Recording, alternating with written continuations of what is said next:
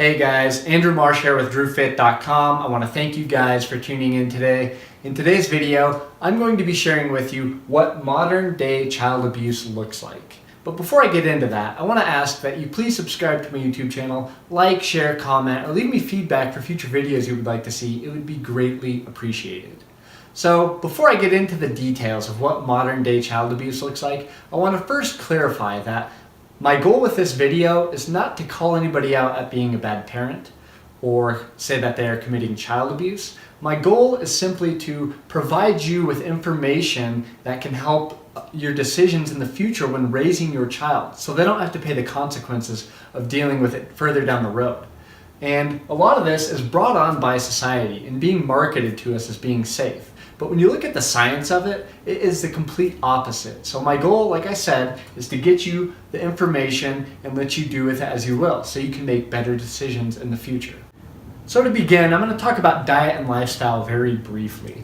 Now we all know diet and lifestyle play a major part in our children's health and our health as well. And diet, we can all agree upon, and I'm going to make an assumption that about 80% of the population knows that the standard American diet is just flat out not healthy. And maybe you got away with it 20, 30 years ago when you were growing up, but your children may not be so lucky because of the non-native electromagnetic forces that are in our environment today. And I'll talk about that a little bit later. So if you're still feeding your kid the standard American diet, you know the diet that consists of the food pyramid, where the bottom part of the pyramid is very carbohydrate heavy, and you should be consuming carbs on all three meals as the basis of your meals.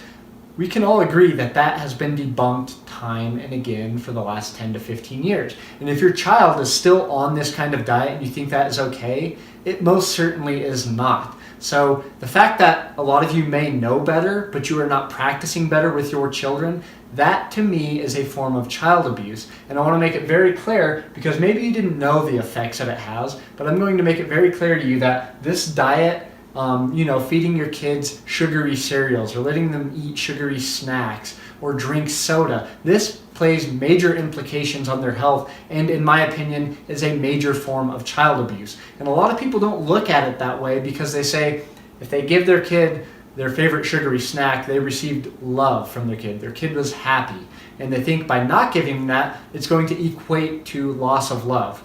But if you understand how things transpire when you feed a kid a diet that way, it may compromise their physical health first. Obesity may take on its own course. And then as they get older, maybe they're getting made fun of for being obese. Now it's messing with their mental health as well. So you see how things transpire like that. So diet is very crucial, obviously. So that's about the extent I'm going to go in on that. If you want to find a good diet, do your research. Let Google be your friend and take proper precautions starting now, so your children don't have to pay the price later on down the road. Now, number 2 for lifestyle, this one is another simple one. If you just take a look at what kids are doing today, they are constantly on devices. I went to dinner the other night and I saw all 6 kids about 10 to 12 years old all playing on their cell phone, not even talking with each other. So we can all agree that technology today is fantastic and it has made great strides, but there's also a major downside to it, and a lot of that has to do with keeping our kids indoors, glued to the television, glued to their tablet, glued to their cell phone, playing video games with a Bluetooth in their head. They're being less socially active, and they're not getting outside and being physically active either. So lifestyle, again, if we see that our kids are repeating these actions of sitting on their butts all day playing video games and not taking action to get outside, move around, and be social with their friends, I'm sorry to say, but again, that is another form of modern day child abuse today. And it's hard to get away from, because it's just something that society has put upon us and hasn't told us that these things can be unsafe if not used properly. So now to the point that I really wanted to drive home today is the damaging effects of blue light toxicity in cell phone or Wi-Fi radiation. And we could lump both of those together and just consider them non-native EMFs. Non-native meaning your body is not used to these things, and EMF standing for electromagnetic forces, things that emit radiation. Now, what do they do to our health? More particular, what do they do to our children's health? Well, because our child's bodies are still developing at a young age and they are constantly being exposed to these things, this will stunt growth and stunt proper recovery from damaging effects. So what does it do essentially? Number one, it damages melatonin levels. And this is a huge one because melatonin is considered our sleep hormone. So when our melatonin becomes damaged, or our circadian biological clock becomes damaged, our children are going to notice very low quality sleep, or maybe they aren't getting sleep at all, maybe an hour or two a night, or they're waking up throughout the night 3 or 4 times. And that's because these things damage melatonin. They lower the melatonin naturally within our body. Melatonin isn't just important for sleep, but it is also important for regulating about 100 hormones in our body. So very major implications on our overall health. So when our sleep begins to become, less quality sleep, we leave our bodies and brains susceptible to not being able to recover. And especially in our children, when their growing bodies are not recovering properly, they're going to be left susceptible with certain mood disorders, anxiety, depression. Maybe they come down with something like adrenal fatigue, or maybe gastrointestinal disruptions like, bloating, constipation, diarrhea, stomach cramps. The list goes on and on. At this point, you're really playing roulette with what issues may arise. So it damages melatonin levels. It also decreases mitochondria efficiency.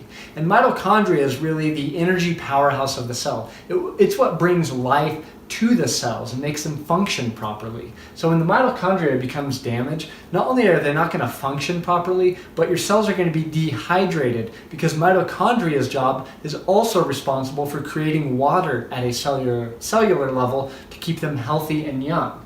So when that happens, it also lowers our DHA, decohexanoic acid, which is an essential omega-3 fatty acid. And what DHA essentially does, and why we want it in our diet, is because it helps protect us from non-native EMFs. And it also helps repair and regenerate new tissue. So that is essentially what blue light toxicity and cell phone or Wi-Fi radiation do. They damage our melatonin levels, they decrease mitochondria efficiency, and they lower DHA.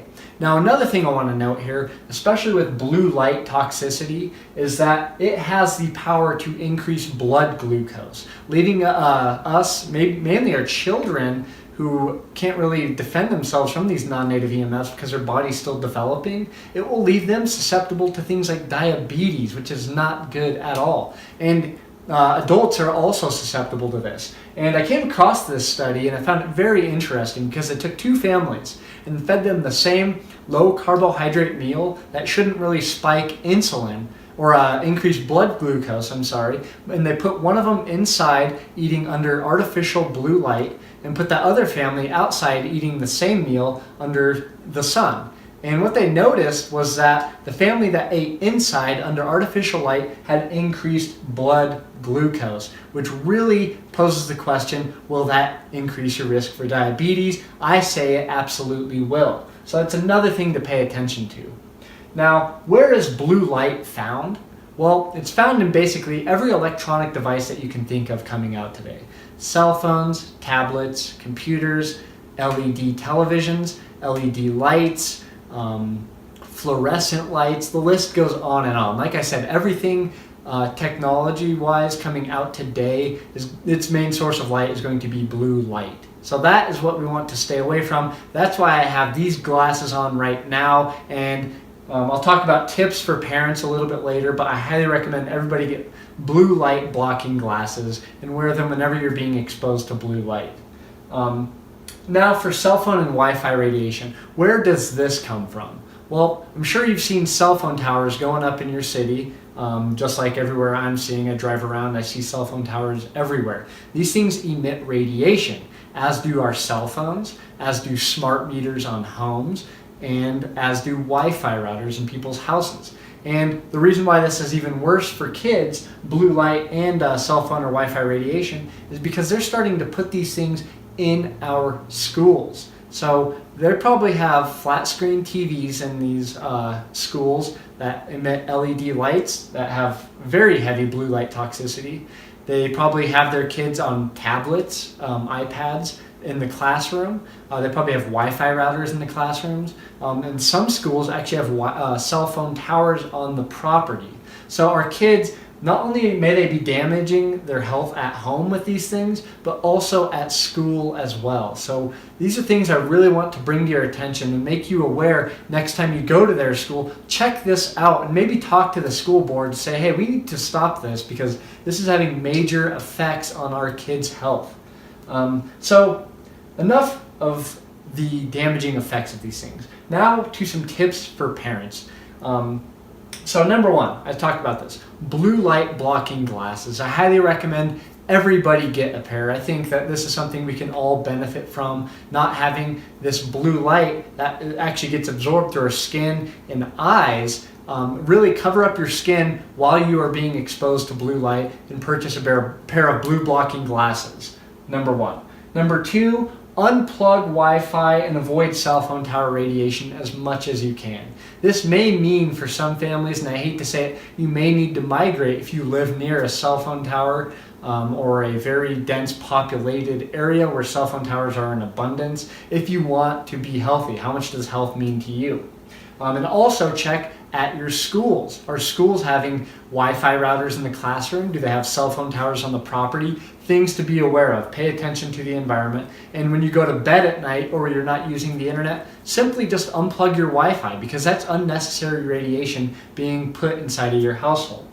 Number three, increase sun exposure. Now this one works itself back into lifestyle for your children.